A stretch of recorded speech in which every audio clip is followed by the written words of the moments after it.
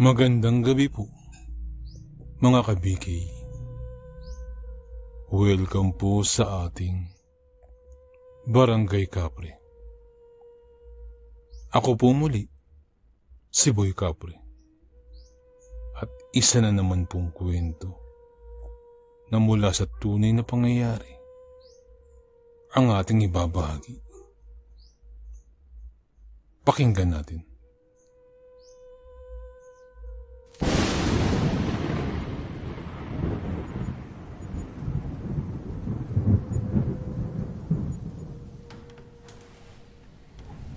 Kailangang bilisan ni Ugoy ang kanyang lakad upang hindi siya maabutan ng malakas na ulan. Madilim na ang langit at mahirap na mamayang lumakad kapag naging madulas na ang lupa. Hindi niya kasi akalain na uulan kung kaya't nangaso siya. Maganda naman ang panahon kanina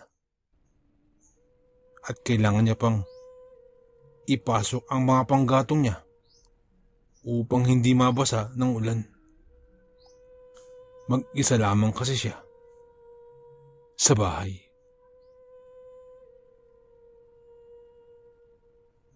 Nasa kalagitnaan na siya ng daan nang bumuhos ang ulan. Dumilim na ang kagubatan kung kaya't mahirap nang maglakad. Abala na si Ugoy sa kanyang dinaraanan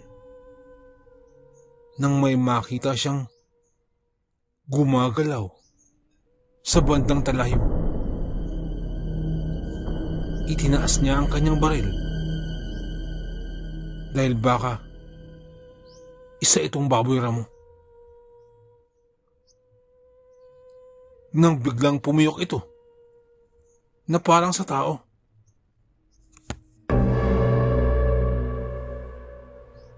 Agad niyang ibinaba ang kanyang baril. Nilapitan niya yun at nakita niya ang isang ng tao.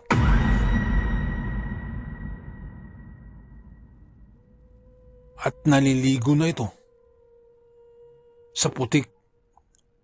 Balot ng putik ang buong katawan nito. Nagpupumilit pa itong makatayo. Ngunit nahihirapan na itong gumalaw. Agad itong tinulungan ni Ugoy.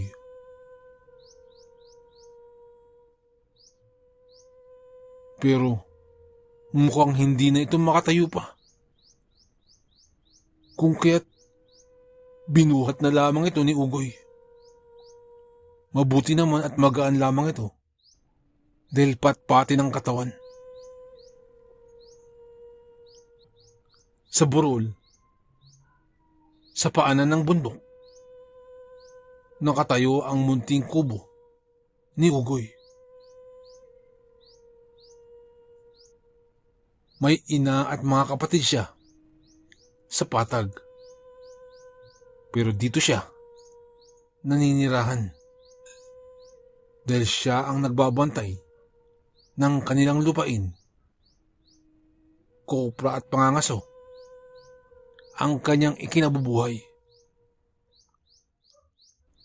Ipinasok ni Ugoy ang estranghero sa loob ng kanyang kubo.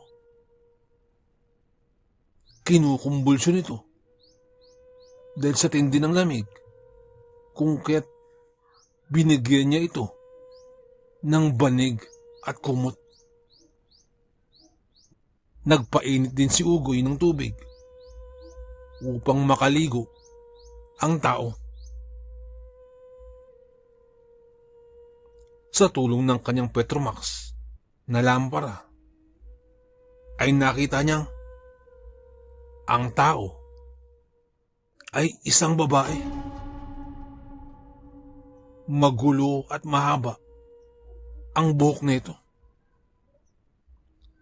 Nag-igib ng tubig si Ugoy at itinuro sa babae ang paliguan. Subalit, hindi ito makagalaw dahil sa kumbulsyon. Hindi na lamang ito pinilit ni Ugoy. Hinayaan niya na lamang ito sa isang sulok. Mabuti at kinaumagahan ay tumigil na ang ulan at hindi na rin kinukumbulsyon ang babae. Nakahiga lamang ito sa gilid. Iniwanan ito ni Ugoy ng pagkain dahil kailangan niya pang tapusin ang kanyang trabaho sa kuprahan. Pagkabalik ni Ugoy ay nakatihaya na ang babae. Hindi gumagalaw ang dibdib nito kung kaya't kinabahan si Ugoy. Mabilis niya itong pinulsuhan. At ilang sandali lamang, biglang napamulagat ang mga mata ni Ugoy. Wala siyang maramdamang pulso ng babae. Napaatras na si Ugoy sa takot. Baka nagkapulmon at namatay na. Baka siya pa ang masisi nito. Mga bagay na tumatakbo sa isipan ni Ugoy noong mga sandaling yun.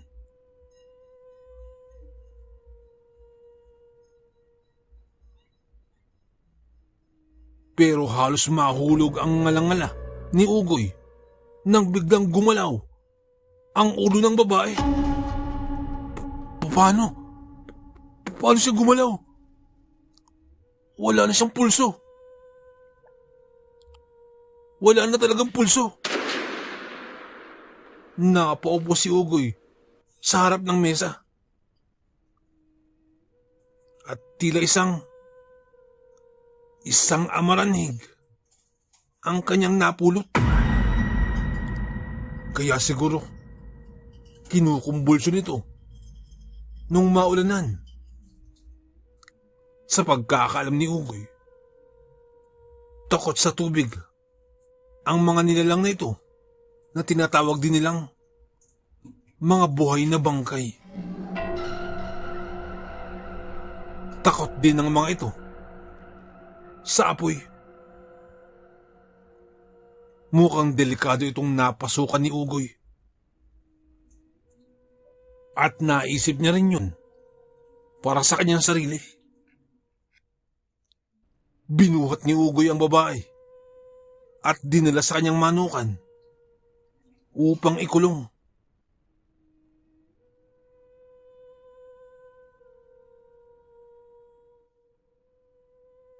Pinalabas naman ni Ugoy ang mga manok doon at baka kainin ng amaranhig.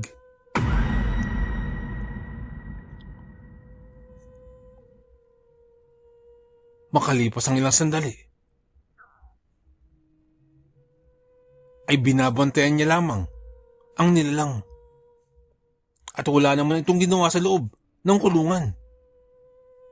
Kung hindi, umupo lamang at tumingin sa kawalan. Hinayaan na lamang ito ni Ugoy. Isang araw, ay naabutan niyang nasa labas ang nilalang ng kulungan. At ang mga baboy na itim na kanyang alaga ay nasa labas din.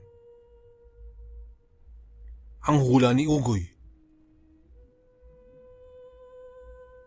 ay ang baboy niya ang baka puntiryahin naman ng amaranhig. Subalit, sa kilos ng nilalang ay tila hindi na ito pinapansin ang mga baboy. At ilang sandali pa ay naisip niya na baka ang baboy niya ang sumira mismo sa pintuan, kaya nakalabas ang Amaranhig. Wala naman itong ginawa kung hindi ang lumakad-lakad lamang sa loob ng kanyang bakuran. Hinayaan lamang ito ni Ugoy. Sino yon? Nobyo mo? Tanong ng kapatid niyang si Isaac. Palagi kasi itong bumibisita sa kubo ni Ugoy. Sapagkat ang kapatid niyang iyon ang may-ari ng mga manok. Baliw ka ba? Hindi ko nobyo yan, no? Sagot ni Ugoy, sabay kwento sa kanyang kapatid kung paano niya nakita ang babae. Anong pangalan niya? Tanong pa ni Isaac. Hindi nga nagsasalita. Paano ko malalaman? Tugon naman ni Ugoy. Ipangalan mo na lang kaya sa dati mong nobya, si Adelaida.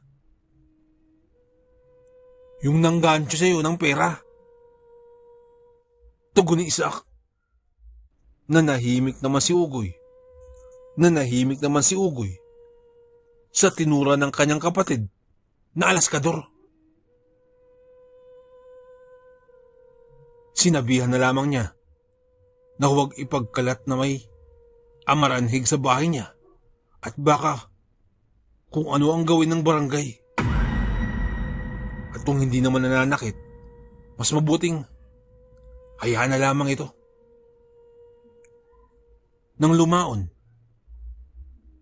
ay naturuan pa ni Ugoy ang nilalang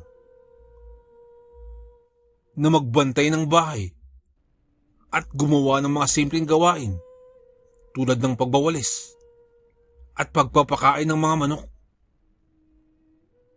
Ang maganda pa rito ay hindi na niya ito kailangan pang pakainin. Basta't makakuskus lamang ng lupa sa kanyang katawan, ay kontento na ang Amaranhig. Hanggang sa lumipas ang mga araw at nabinyagan na nga ng tuluyan ang Amaranhig bilang si Adelaida. Dahil lang dumating ang mga pamangkin at mga kapatid niya, ay iyon na ang tinawag ng mga ito sa babae.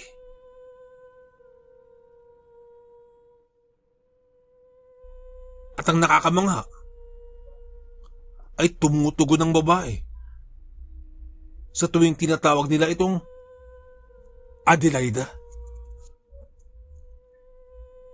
Biyernes noon ng hapon, nang makaramdam si Ugoy ng pananamlay, iyon parang nahihirapan siyang magsalita. Itinulog na lamang niya ito.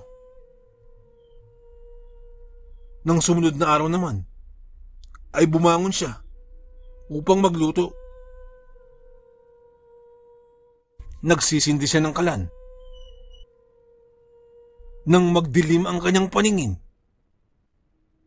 at iyong ulo niya ay biglang bumigat na parang may humahatak pababa ng lupa. Sa 50 taon niya sa mundo, ay ngayon niya lamang ito naramdaman. Biglang natakot si Ugoy para sa kanyang sarili. At bago tuluyang mawala ang kanyang ulirat, ay naisip niyang na baka kung ano na ang nangyayari sa kanya. Pagkamulat ni Ugoy, ay nasa ospital na siya. At marami nang nakakabit sa kanya na kung ano-anong dextrose. At may oxygen pa siya sa ilong. Bago pa siya magtanong, ay agad na nagsalita ang isa niyang kapatid Mabuti na lang. At nahanap kami ni Adelaida. Kung wala siya, ay baka nasa impyerno ka na niyan. Kwento ni Isaac. Kung nakita mo lamang sana kung paano siya magmadali habang papunta sa bahay. Nako, akala mo magkakahiwa-hiwalay na ang kanyang mga kalamnan. Mabuti na lang at kay Kuya Tasyo siya unang napadpad. At salita ng salita daw ng Isaac, Isaac, Isaac nang walang tigil. Kung sa ibang tao ay baka nadala na siya sa barangay. Sinabihan ni Ugoy ang kapatid na tingnan muna ang amaranhig habang siya'y nagpapagaling pa. At sumang-ayon naman dito si Isaac. Pero nag-iba na ang kwento nang papalabas na si Ugoy ng ospital. Wala na si Adelaida. Pagkatapos siya na itong tulungan, ay hindi na ito muling nakita pa.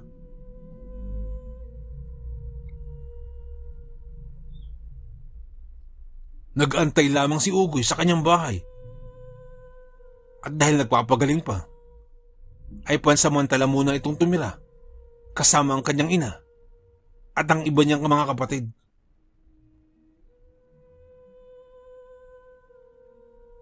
Subalit, paminsan-minsan ay bumabalik siya sa paanan ng bundok na kung saan naroon ang kanyang kubo. Subalit sa tuwing darating siya ron, ay tila inabandona na ang kanyang kubo. Hindi na niya makita pa si Adelaida.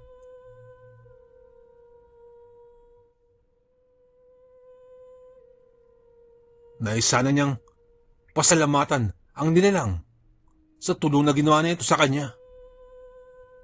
Subalit hindi niya ito makita pa. Sa kabila nun, at nang mabuti-buti na ang pakiramdam ni Ugoy, ay muli itong bumalik sa kanyang kubo at doon na nirahan mag-isa sapagkat napapabayaan na ang kanyang kubo at wala nang nagwawalis pa sa paligid. Nagtambak na ang mga tuyong dahon at napapabayaan na ang bakuran. Isang umaga pagkagising niya ay tila nalinis na ang mga tuyong dahon. Nagtaka si Ugoy sapagkat kakagising pa lamang niya.